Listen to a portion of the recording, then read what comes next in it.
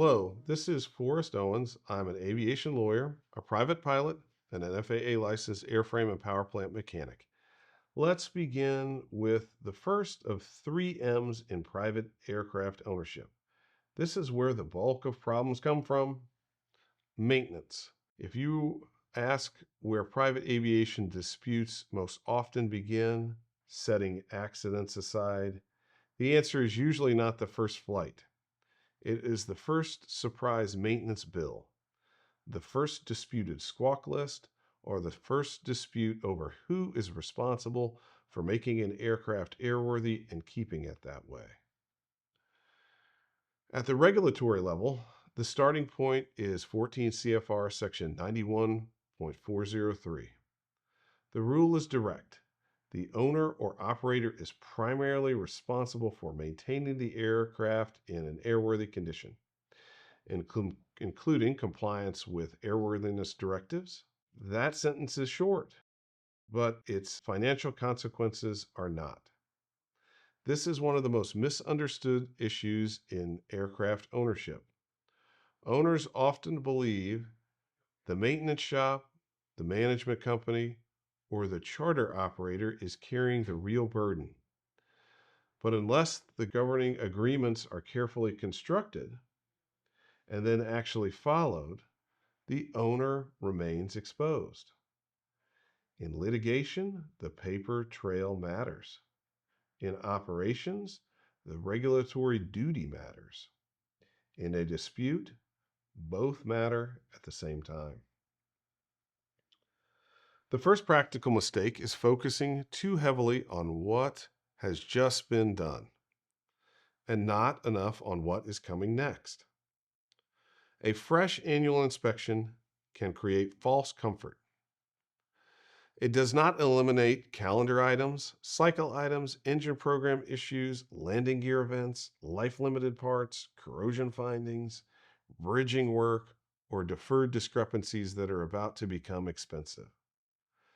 That is why sophisticated buyers not only ask what was complete, they ask what is next, what does it do, and who pays for it if it appears sooner than expected.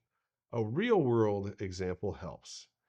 In Kinford Enterprises versus Textron Aviation, the seller alleged that a factory pre-buy inspected generated a squawk list so severe that the aircraft had to be moved under a special flight permit. The sale was delayed and the buyer walked away. The later inspection allegedly disagreed with some of the original findings. Whether one agrees with the merits of this case or not, the case illustrates a recurring ownership reality. Maintenance findings can derail transactions, change leveraging or negotiating points, and even trigger litigation even before the aircraft changes hands. Another example to consider is the multi-party dispute in Insured Aircraft Title Service versus Comfort Jet Aviation involving a Falcon 900 sale and a C-check. The court records reflect an aircraft sale entangled with a major inspection, repair work, payment disputes, and an asserted balance exceeding $1.2 million. This is a vivid reminder that maintenance disputes are not just technical. They become title problems, closing problems, financing problems, and possession problems.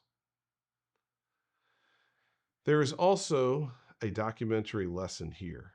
In the large aircraft leasing context, under 14 CFR section 91.23 requires a written truth in leasing clause to identify the regulations under which the aircraft has been maintained and expected in the prior 12 months, and to identify the person responsible for operational control.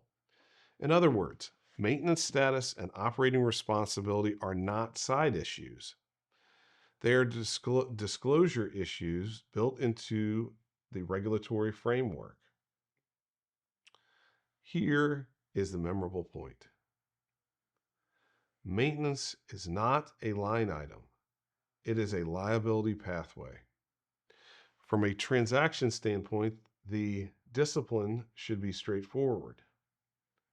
Require an independent pre-purchase inspection scope, reconcile the logbooks to the actual aircraft, confirm airworthiness directive status, identify life-limited components, model upcoming events on a calendar and cycle basis, review program enrollment and transfer rules, and in management and lease documents, state with precision who approves, performs, pays for, and reports maintenance.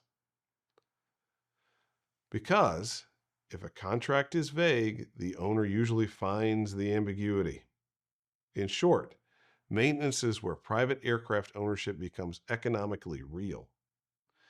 It is where optimism meets the records, the regulations, and the invoice. And it is often the first place where a manageable deal turns into a legal dispute. Here is a takeaway. In aircraft ownership, maintenance does not merely support value, it can redefine value. Thank you for your interest. This information is provided for informational purposes only and is not to be construed as legal advice. Questions are welcome.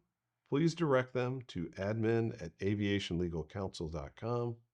We look forward to helping you navigate these issues with precision.